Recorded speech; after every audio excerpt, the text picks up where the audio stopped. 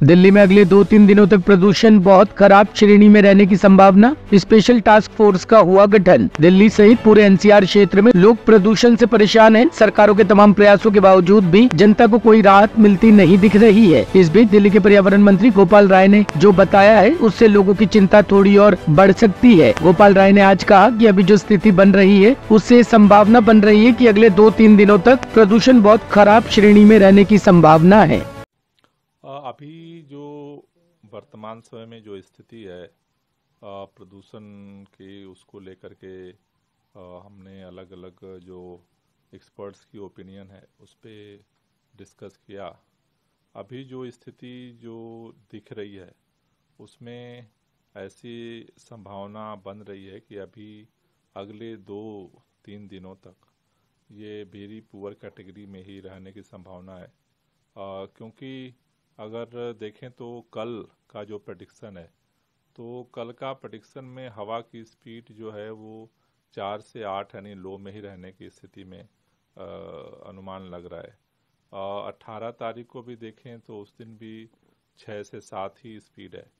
तो जब तक हवा की गति जो है वो लो स्पीड में रहती है तब तक यही अनुमान लगाया जा रहा है कि वेरी पुअर कैटेगरी में ही अभी प्रदूषण की स्थिति जो है वो बनी रहेगी।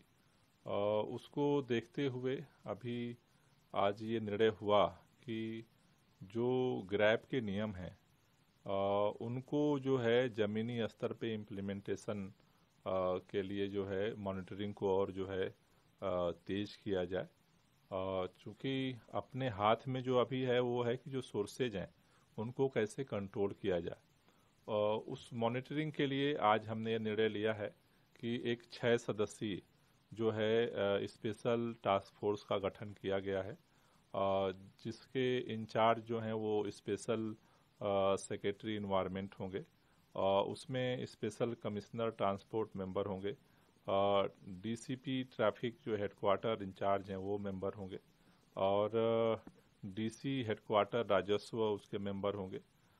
चीफ इंजीनियर एमसीडी और चीफ इंजीनियर पीडब्ल्यूडी को इसको मेंबर बनाया गया है। और ये 6 सदस्यीय जो स्पेशल टास्क फोर्स का गठन किया गया है, इसकी जिम्मेदारी है कि डेली बेसिस पे जो है ये रिपोर्ट सभी डिपार्टमेंट्स जो 28 डिपार्टमेंट्स हैं उनको रेगुलर बेस पे सुबह और शाम उनको कोऑर्डिनेशन का काम करेंगे। कहीं कोई दिक्कत आ रही है उसको जो है वो रिजॉल्व करेंगे और डेली बेसिस पे सरकार को भी रिपोर्ट सबमिट करेंगे, जिससे ये ग्रैब 4 के नियमों को लागू कराने के लिए। ग्रैब 4 के साथ साथ जो ग्रैब 1, ग्रैब 2 और ग्रैब 3 में जो नियम थे वो भी सारे जो है साथ साथ जो है वो चलते रहेंगे।